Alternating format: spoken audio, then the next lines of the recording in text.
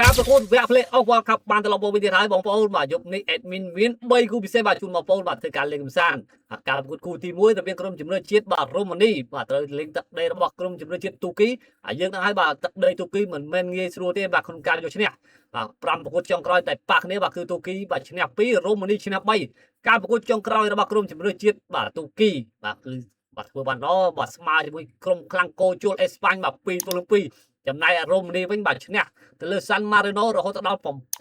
7-0ហើយសម្រាប់គូទី1នេះបាទ admin គឺថាបាទទូគីនឹងឈ្នះបាទទៅលើបាទរ៉ូម៉ានីដោយលទ្ធផល2-0ចំណែកគូទី2វិញការប្រកួតរវាងក្រុមជម្រើសជាតិអ៊ីតាលីបាទត្រូវប៉ះជាមួយនឹងក្រុមជម្រើសជាតិអាក់ឡង់ខាងជើង5ប្រកួតដែលប៉ះគ្នាបាទចុងក្រោយបាទគឺអ៊ីតាលីអាចចាញ់ទេបាទឈ្នះ3ប្រកួតនឹងស្មើ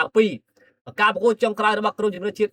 បាទអ៊ីតាលីបាទគឺចាញ់ទៅលើបាទក្រុមជម្រើសជាតិបាទណូវេបាទ4-1បាទក្នុងទឹកដីចំណែកឯក្រុមជម្រើសជាតិបាទអាក់ឡង់ខាងជើងក៏បានយកឈ្នះបាទ1-0ទៅលើលុចសាបួរក្នុងទឹកដីរបស់ខ្លួនអញ្ចឹងសម្រាប់ជម្រើសគូទី2នេះ admin គឺថាអ៊ីតាលីនឹងឈ្នះបាទទៅលើបាទអាក់ឡង់ខាងជើងដោយលទ្ធផល3-0សម្រាប់គូចុងក្រោយវិញការប្រកួតរវាងក្រុមជម្រើសជាតិដាណឺម៉ាកបាទត្រូវប៉ះជាមួយនឹងក្រុមជម្រើសជាតិម៉ាសេដូនីហើយយើងនឹងឲ្យបាទដាណឺម៉ាកបាទក្រុមខ្លាំងមួយនៅតំបន់អឺរ៉ុប